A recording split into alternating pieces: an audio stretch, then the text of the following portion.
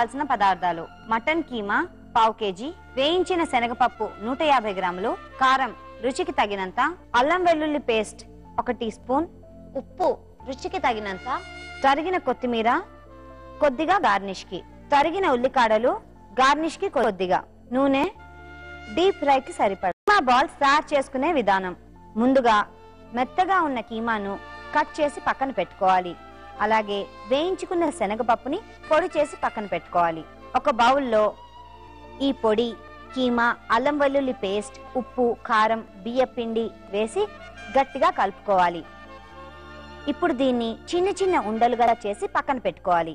ఇప్పుడు ఒక పాన్ లో నూనె పోసి అది బాగా మరిగిన తర్వాత ఈ బాల్స్ ని అందులో గోల్డెన్ బ్రౌన్ కలర్ వచ్చేంత వరకు వేగనిచ్చి బయటకు తీసేయాలి. వీటిని స్ప్రింగ్ ఆనియన్స్, కొత్తిమీరతో గార్నిష్ చేసుకుంటే కీమా బాల్స్ తినడానికి రెడీ. కీమా బాల్స్ ఎలా తయారు చేసుకోవాలో చూసారు కదా. మరి ఇందులో ఉన్న పోషక విలువల గురించి బ్యూటిఫుల్ హెల్త్ సెగ్మెంట్ లో తెలుసుకుందాం.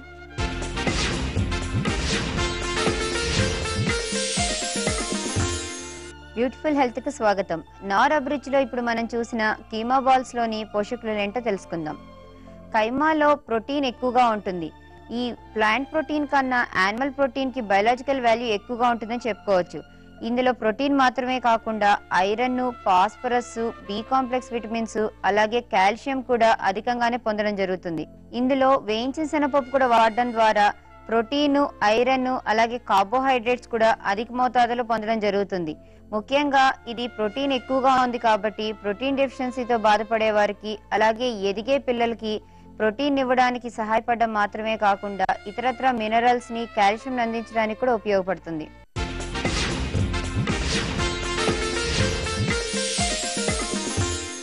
అందం, ఆరోగ్యం, వంటింటి చిట్కాల నజరానాలో ఇవాల్టి చిట్కాలేంటో ఇప్పుడు మనం చూసేద్దాం.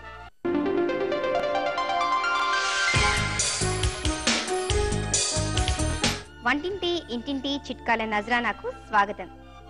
కైమా బాల్స్ తయారు చేసేటప్పుడు బాల్స్ సరిగా రాకుండా పల్చగా ఉంటే అందులో కొద్దిగా బియ్యం పిండిని వేయండి. అవి క్రిస్పీగా వస్తాయి.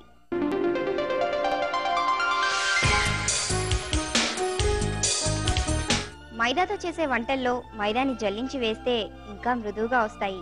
మరి మీరు ప్రయత్నించి చూడండి.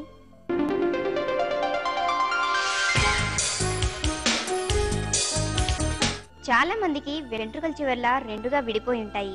ప్రతి 3 నెలలకోసారి స్ప్లిట్ ఎండ్స్ కట్ చేసి ఆలివ్ ఆయిల్ తో మసాజ్ చేయండి. ఇలా చేయడం వల్ల జుట్టు ఒత్తుగా, పొడవుగా పెరుగుతుంది.